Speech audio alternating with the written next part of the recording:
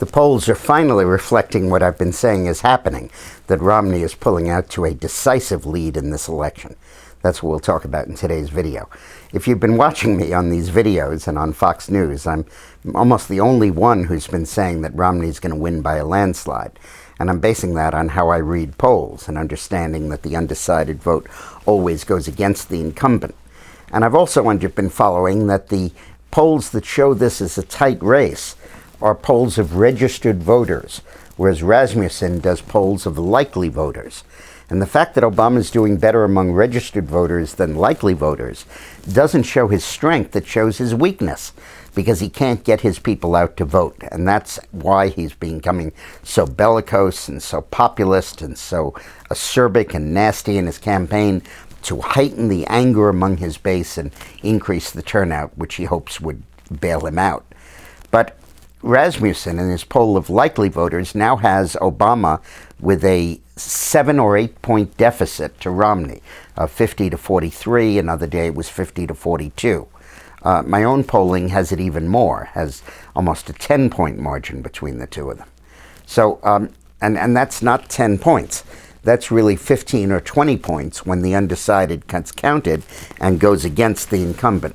I just finished a poll in Michigan, which has got to be regarded as sort of the last swing, the most pro-democratic swing state. We made a list of swing states from likely to vote for Romney to less likely to vote for it. Michigan would be at the bottom. But in my poll, I have Romney defeating Obama among likely voters in Michigan by 45 to 43. And as I said, that really means not 45 to 43. It means more like 57 to 43 when the undecided vote is counted. Not quite, because some of the undecided vote don't vote, but still a very hefty Romney win.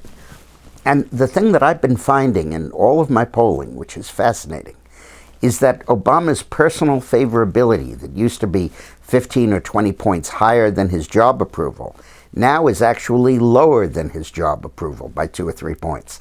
There used to be a lot of people who said, well, maybe he's not doing a great job as president, but he's a wonderful guy and he's a great American and I really love him personally. Now people are saying, well, he's not doing a great job as president, but he's nasty and acerbic and divisive and negative, all kinds of qualities that they don't like about him. So that trend is a very negative one for him. And he keeps digging himself deeper into the grave. Every time he starts ranting and raving about taxing the rich and about fighting oil companies and about gay marriage and his whole range of contraception, his whole range of initiatives, he really is offending the vast bulk of the American people and showing that he really doesn't have a clue as to how to deal with the economy.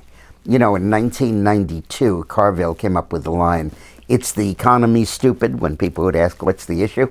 Well, Obama's campaign is, it's anything other than the economy, stupid, because the last thing in the world he wants to talk about is the economy. So I hope you pick up a copy of Screwed, our new book. It's been doing very well. Thank you for your help.